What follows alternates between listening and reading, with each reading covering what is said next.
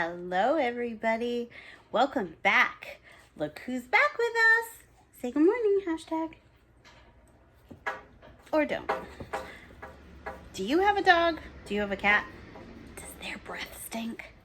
Hashtag's breath stinks so bad. All right. So we're going to start chapter 3 today. It is cold and rainy out, so I have a blanket, I have the fire, I have a puppy.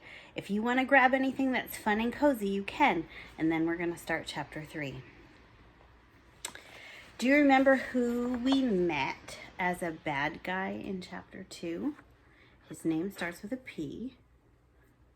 Pride. Remember, this is what pride looks like? All right, so then the shepherd came and he delivered Much Afraid from Pride, but he also said, why did you give your hand to him? So now we're going to start chapter 3, which is Through the Desert and Loneliness.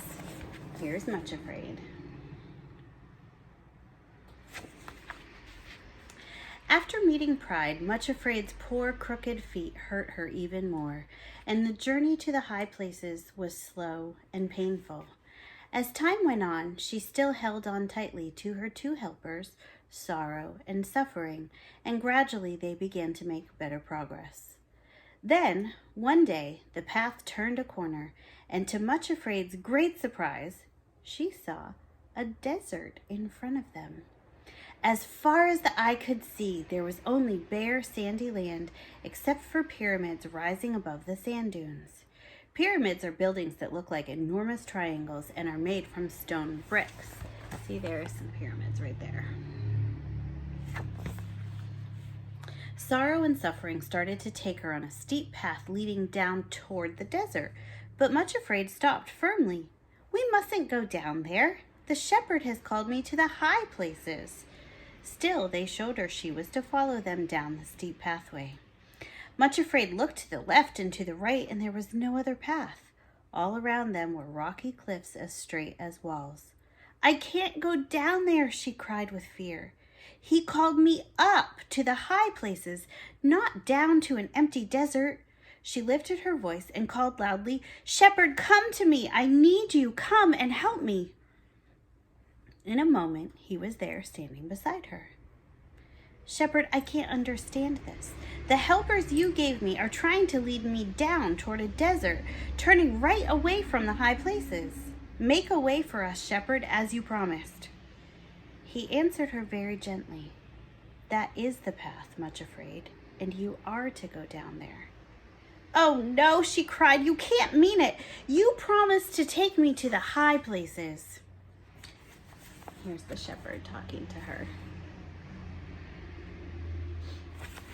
Much Afraid, do you love me enough to trust me? Will you go down there with me even though the path seems to lead you away from what I have promised? She sank to her knees at his feet, sobbing as if her heart would break. I do love you. You know I do. Forgive me because I can't help crying. Do you ever cry when you don't want to? Miss Lindsay cries a lot when she doesn't want to. I will go with you into the wilderness. I will trust you to choose for me what is best. So there Much Afraid built her first altar, a little pile of broken rocks. With the shepherd standing close beside her, she laid down on the altar her own desires. A little spurt of flame came from somewhere, and then there was nothing but a heap of ashes. That is, at first she thought there was nothing. The shepherd told her to look closer, and there, among the ashes, was a little stone. Pick it up and take it with you, said the shepherd, to remember this altar that you built and all that it stands for. He handed her a little bag. Much Afraid picked up the stone from the ashes, dropped it into the little bag, and put it away carefully. Much to her delighted surprise, the shepherd walked with them down into the desert. He began to sing a song. So here's Much Afraid. There's her altar, and picking up this stone and putting it in the bag. The shepherd began to sing a song from the great book, and Much Afraid felt her pain begin to melt away. There aren't any good pictures on this page, so I'm not showing them. They reached the desert quickly because Much Afraid leaned on the shepherd. By evening, they were at one of the great pyramids. At its base were some little huts where they would spend the night. At sunset, when the sky burned fiery red over the western side of the desert, the shepherd led Much Afraid away from the huts to the foot of the pyramid. Much afraid, he said, all of my servants had to pass through the desert on their way to the high places. Here they have learned many things which they could never have learned any other place. Suddenly, the desert was full of people, like an endless parade. Some of them Much Afraid knew from reading their stories in the Great Book. What do you think the Great Book is? The Bible? There was Abraham and Sarah, his wife.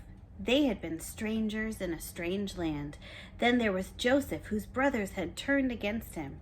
One after another, the crowd of people stretched across the desert. The last one in line held out his hand to her, and Much Afraid joined those faithful servants who had walked through the wilderness. After this, the shepherd took her back to the huts to rest for the night. In the morning, the shepherd called Much Afraid again. He led her to a little door in the wall of the pyramid and took her inside. There was a hallway that led to the center, and from there, a spiral staircase went to the floors above. But the shepherd opened another door on the ground floor, and they went into a large room. Piles of grain were everywhere except in the middle. There in the open space, men were threshing the grain. Do you know what that means? It's when there's long pieces of wheat and they bang them with a stick to get the grain out that's at the top. Much Afraid watched how the grains were first beaten until they crumbled to pieces, and then they were beaten with stones again until the grain became flour. Did you know that's how flour is made? Grain is taken from a farmer's field. The tiny kernels are separated from the husk of leaves that surround them, and then they are ground into powdery flour. The flour is used to make bread, or cake, or biscuits. What's your favorite thing that your mom puts flour in? It's the same with my people, the shepherd said gently. They too must be threshed and ground into the finest powder so that they can become like bread for others. It's a painful process. After this, the shepherd took her back to the central room, and they climbed the spiral staircase. There on the second floor was another smaller room. In the center was a man making pottery. He was working with soft clay upon a potter's wheel, making a beautiful bowl. As they watched, the shepherd said, I work with my people as though they are clay. I mold and shape them to be like beautiful vessels. I want to do that with you, Much Afraid. I want you to be as clay in my hands. See, there's a jar that's made out of clay.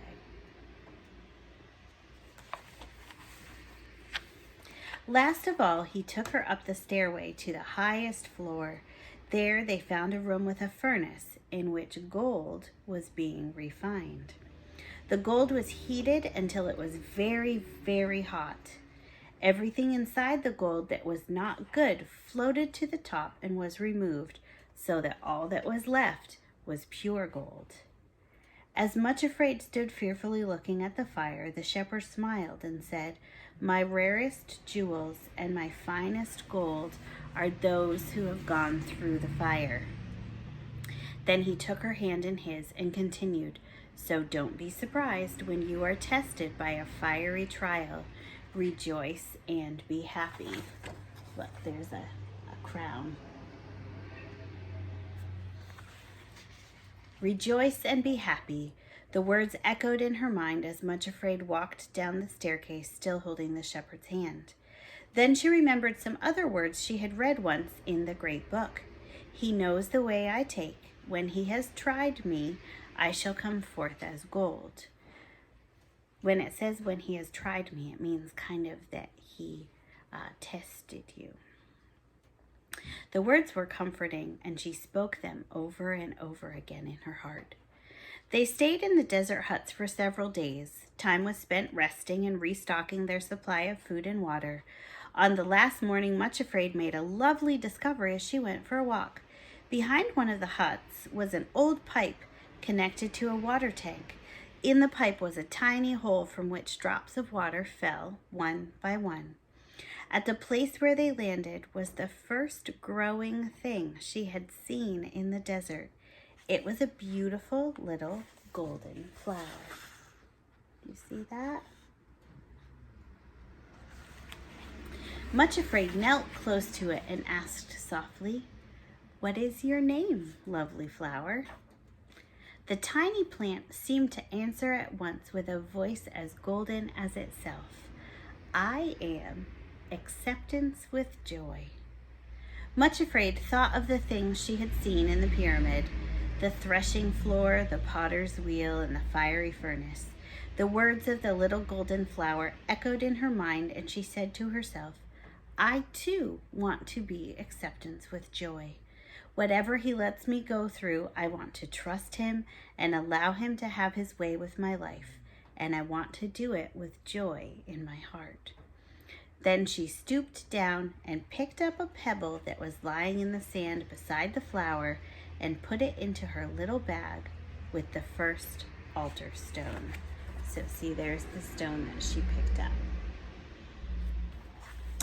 All right, so that is half of chapter 3. So, some things to think about before we meet again for the rest of chapter 3. Grain being ground into flour, clay on the potter's wheel, and the furnace purifying gold. None of those things sound like a lot of fun, do they? So what does acceptance with joy mean? Every time we feel pressure and the heat in our lives, God wants us to accept happily the trials we go through.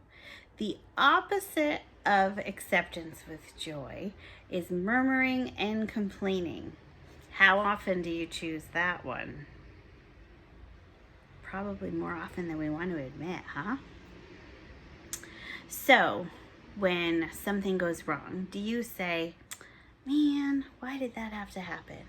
Or do you say, "I don't understand why this happened, but I choose to trust you"? So today, if anything bad happens, how about we try to focus on saying, "I don't know why that happened, but I choose to trust you, Jesus," instead of complaining. All right, guys, I will see you tomorrow. Say goodbye, hashtag. Oh, I woke her up from a nap. Apparently she didn't think the book is as interesting as we do. We love you.